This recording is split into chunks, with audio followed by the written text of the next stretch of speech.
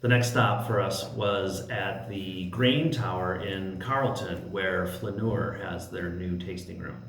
And we met with winemaker Grant Coulter. He took us up to a really cool little mezzanine that overlooks the tasting room, and we just relaxed on the couch and had a few words. And he talked a little bit about the 2017 Flaneur Willamette Valley Pinot Noir.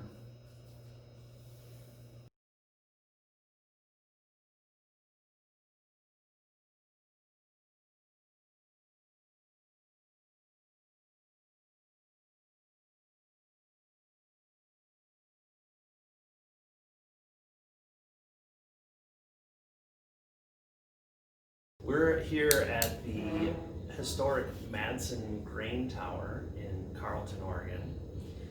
This is the new headquarters, as it were, for a winery called Flaneur, which I'm going to be including in your six pack right here, the 2017 Flaneur Willamette Valley Pinot Noir. And I'm sitting here with the man who made this wine, the winemaker for Flaneur, Grant Coulter. Thanks for joining us today. Appreciate it. Thank you. Yep. So, yeah, I guess start by telling us a little bit about your history with Flaneur and what, in your own words, what's kind of the goal of the label and the project. My history started right around, I think it was around 2013, 12, 13. I met Marty, who's the owner of Flaneur. He was living in a house on the Beaufrere property when I was working there. And so he and I got to know each other a little bit, and he would sometimes come down during harvest and help out a little bit. And as the timing worked out, in 2016, he asked if I might be interested in coming on and taking the lead for the winemaking and sort of viticultural direction. And so I jumped the opportunity because Marty's a great guy, and also some pretty incredible vineyard sites to work with. Yeah. So he gave me a lot of artistic and basically freedom over the winemaking. And so I took all the wines I make, whether it be the Willamette Valley, all the way up to Esprit de Corps, Revelry, have the same philosophy behind them. I'm always trying to make something that is complex and thought-provoking. I'm not particularly interested in wines that have all the sort of parameters in exact place. I'm not looking for a superficial wine where it's just acid and the right amount of sweetness and fruit or that. I want certain things inserted into the matrix of the wine that are, to me, fascinating, that make me look up from my plate and look at what the wine has to offer too. I think some people have the idea that wine is merely an accompaniment to the meal. But I also want the wine, frankly, hopefully to be something that you have to push your food aside and actually look at what you're drinking. Yeah. Yeah. And then maybe later on the next day, going, wow, there was something unique about that wine. I'm not saying I do it every time. Sure, I think that's the goal. That's the goal. Okay.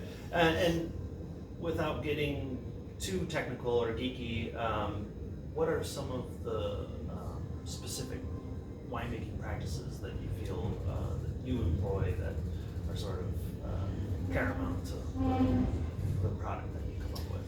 So, over my years of winemaking, I've worked with a lot of other people, and each one has their sort of philosophy. So I've worked in a lot of different houses, so you get to see how everybody basically, does it themselves and what makes them comfortable. And then from each of those experiences, I gleaned, what I liked, what, basically interested me. Yeah. So, for instance, I love whole cluster. Now, 100% whole cluster is really good, but can sometimes dominate the style of the wine. Same thing with 100% E-stem. Carbonic fermentations for their freshness of fruit, or foot tread 100% whole clusters, and the sort of the sappiness and the savoriness that'll bring the wine. So I use all these different techniques, whole cluster on bottom, whole cluster on top, destemmed carbonic, pump overs and punch downs. So all of these things, all these experiments that I'm constantly working with in the winery inform me about the vineyards and what they're capable of. And then, from year to year, I learn what doesn't work and what does work. And then I can start honing down and creating more consistency from certain vineyards. Okay. Flaneur, which is a large component of this, is our Ribbon Ridge property. It has very thin soils, planted east-west, a little bit older vine age. It has a very, very savory character to it. The fruit lies underneath the savory component, so oftentimes you need to buoy that fruit up above the savory component. So I work with that fruit very differently than I do with LaBelle Promenade Vineyard, which has very juicy, very buoyant, rich, mouth-filling sweetness without actually being sweet. So those two locking together can create a complete blend. But I definitely work with the fruit very, very differently. You might be employing completely different winemaking techniques. With Oh, absolutely. the different sites. Yeah. So I understand that Flaneur owns two vineyard sites, like you mentioned, the Flaneur Vineyard in the Ribbon Ridge AVA, and then LaBelle Promenade in the Chehalem Mountains AVA. Uh-huh. Are there any other vineyards represented in this particular bottling? A teeny tiny amount of ex novo vineyard. So at the time, 17 being our last vintage that we worked with some fruit from the Eola Hills. So before all of our vineyards had fully come online, we were buying a small amount from a really beautiful vineyard down on the southern end of the Eola Hills.